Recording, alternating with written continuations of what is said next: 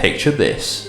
It's the early 2000s and a certain Disney and Square Enix game has come out and blown up, showing different Disney characters in new, more adventurous lights. The Disney brand, as always, was on the rise, particularly in the video game market. This, of course, was still not enough for the power-hungry mouse. They needed Mickey to not just be brave and adventurous from Kingdom Hearts, they needed him to be epic. Mickey. Yes, that's right, today we are looking at Epic Mickey, a game developed by Junction Point Studios, published by Disney Interactive Studios in November 2010 in North America and Europe, or August 2011 in Japan. Junction Point Studios was actually founded by Warren Spector, who's best known for the creation of the Deus Ex series, which is pretty cool. Now, Junction Point was founded in 2004, and they were initially working on a Half-Life 2 episode, which is really cool, but then they got bought out by Disney, this project got cancelled, and the only two games they actually released under the title of Junction is Epic Mickey and Epic Mickey 2. Thanks a bunch, Disney. Oh, and then they decided to shut the company down as well, so another fantastic Disney move. Before we properly dive in, I'm just going to quickly show you this clip from the opening cinematic of the game. It's pretty fucking cool and nostalgic, so here you go. The mysterious intruder was gone. I did not learn his identity. Well, not for a very long time.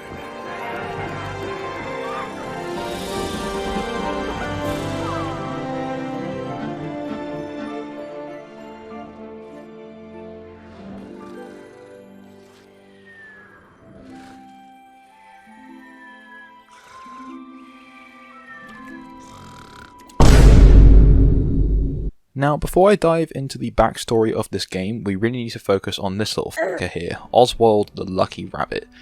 Oswald was a cartoon character created in 1927 by Walt Disney, but for Universal. He starred in several animated short films, but unfortunately, the control of his character was taken by Universal in 1928, which led Disney to create Mickey Mouse. So who's laughing now, huh? Now, the tale of Epic Mickey actually begins in 2003, a whole 7 or so years before the game would actually release. The concept was pitched to Bob Iger, who at the time was the COO of Disney. He was obviously quite annoyed that Disney did not own the rights to Oswald, so they could not produce the game. When old Bobby Boy became CEO, he made it his personal mission to acquire the rights to Oswald the Lucky Rabbit. This actually takes us to 2006, where Bob got his opportunity. Universal were after a sports presenter called Al Michaels, and he expressed interest in joining them too, which meant Disney struck a deal where they essentially traded this dude for the rights to Oswald and a few other smaller assets, which is just really weird and quite a cool way, I guess. You must lose that which you love. A soul for a soul. Finally, they've acquired the rights to Oswald. This now takes us to 2007, when Disney acquired Junction Point Studios. This was when development for the game finally kicked into gear. Now, interestingly enough, the game actually started life as a PlayStation 3 and Xbox 360 game, and maybe a Wii port would come later down the line. However, when they really thought about this, they kind of figured that it would work better on the Wii rather than having it for the PS3 and Xbox 360. Which is why the game ended up becoming a Wii exclusive. Now, the question we have to ask ourselves is, was it worth making this a Wii exclusive? Now, the answer is a little bit more up in the air than a definitive yes or no. A lot of it lies on whether or not you like motion controls. Now, if you don't... Look past me. No, I don't want your suffering. I don't want your future. Look past my future. You're probably not going to get on with this game too well, because it does have a few other issues on top of the motion controls that do cause a lot of aggro. If you do somehow like motion controls... I'll see you in Spain, lads.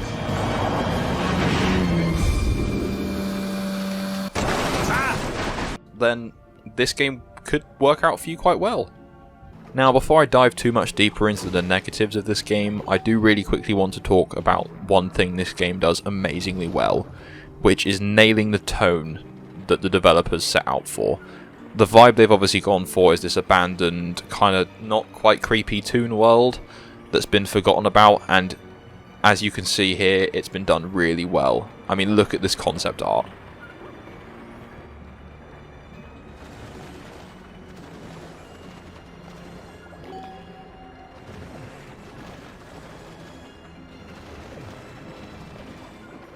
Let's just focus a little heavier there on that very cursed, goofy concept art.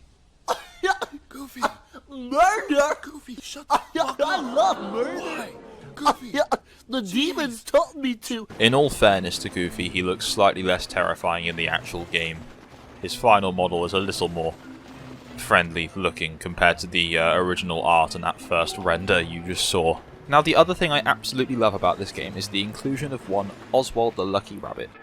Now, I'm a little biased. I've just come back off of a Disney World holiday, which is why I actually chose this game for this particular time, and I did have to purchase some of the 100 year anniversary Oswald merch, like a sad ass. Anyway, you've heard the story of how he came to be in this game, but the story of him in the actual game itself is also quite interesting. The game starts with Oswald being the star of Disney, until he was replaced by Mickey, who happens to be his half-brother. Oswald leaves and goes to Wasteland, which is where the game happens to be set, eventually becoming its ruler. He then chooses Hortensia to be his queen, and they rule the kingdom happily ever after. Until Mickey fucks it all up, creates the blot, and starts a war in the Wasteland, which Mickey is completely unaware of until he gets sucked in at the end of that opening cutscene. Dumbass.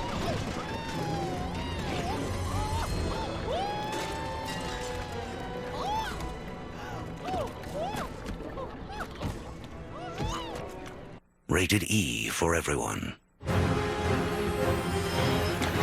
In a world long forgotten, the legend you thought you knew will discover the power of the brush and become an epic hero.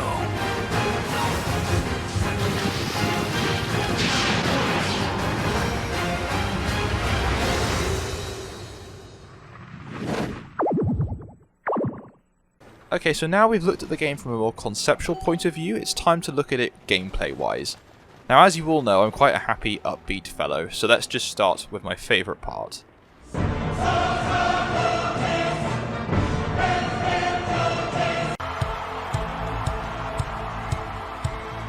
I gotta be honest with you, the camera is pretty fucking whack in this game. It's probably the main complaint I've read about reading through reviews and interviews and stuff like that. Having played through the game, it did begin to piss me off. It didn't make me miss any major jumps or get me killed or anything, but it did start to get really annoying. Lead designer Warren Spector actually addressed these issues in an interview, and the long story short was they didn't really focus on the camera too much because they were trying to blend platforming, RPG, action-adventure all into one, and they tried to compensate for 3 different camera styles all into one game, and the result was a bit of a shit show.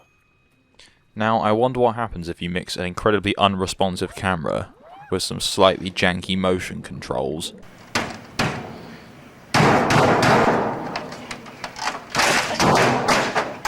Now, whilst the developer did include a lot of half-baked features like the RPG elements, the morality system with the thinner and the paint, it always just feels like an N64 PS1 era platformer. Whether that's a good thing or not, that's kind of up to you. In this case, I would personally say, for the most part, it's just really annoying with the platforming, the camera, and the unresponsive controls, which is a real shame because with the concept and the developing team behind it, it had the potential to be so good. But at least it's not half bad. Anyway, enough of the downsides, now we can at least focus on the...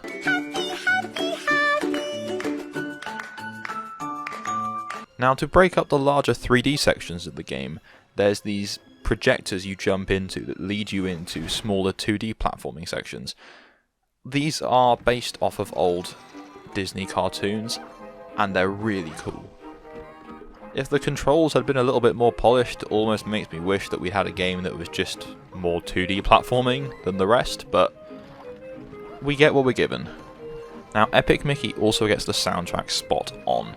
The composer is called James Dooley, better known as Jim Dooley, and he's an Emmy award-winning composer. He also worked on a lot of films as an assistant to Hans Zimmer, so he worked on Pirates, Mission Impossible, Gladiator, and he also has worked on a lot of games, ranging from Infamous, the Simpsons game, the entire Epic Mickey franchise, and even briefly on Bioshock Infinite. And let's not forget everyone's favourite game, Knack. Ice is nice. The developers essentially just told him to bring the feeling of classic Disney to life. And as you play through the game, you can really hear that. He mixes original scores from these cartoons and films with new ideas that he brings into it himself, and it just works so perfectly well.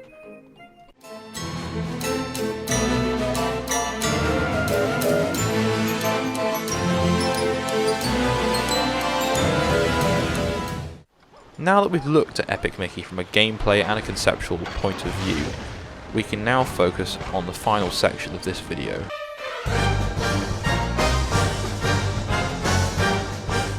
Okay, so first off, hidden away within the game's code is an early title screen that's most likely a placeholder, but it's still pretty cool to see. It's not the highest of quality, but you get the point. As well as an unused title screen, there's also an unused early version of the main theme for the game. Now, this theme was actually made by a completely different unknown composer, and it sounds a lot darker than what they actually went with. Now, this can actually be heard in some early trailers and interviews of the game back in 2009, but nothing past that.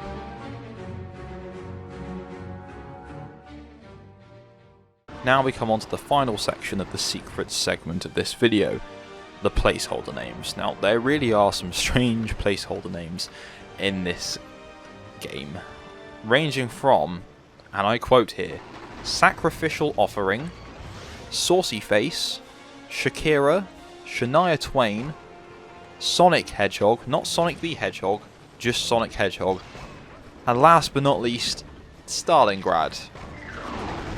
God knows what these ended up actually being in the code for, but they're there, and that's pretty interesting to me. Okay, so overall, whilst this game does have its fundamental issues, I just can't help but love it. I enjoyed it when I was a kid, and although it did start to annoy me, I enjoyed it again as a 23-year-old man who is quite easily pleased. I think if you're a Disney fan, there's a lot of fun to be had here, but otherwise you're probably going to want to avoid it, as there are plenty of other platformers that do this a lot better. Well, thank you very much for watching. Please don't forget to subscribe, press like, tap the bell for notifications, all that stuff.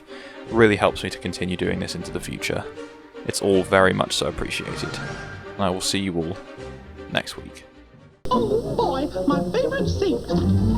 Uh-oh, excuse me, do you mind?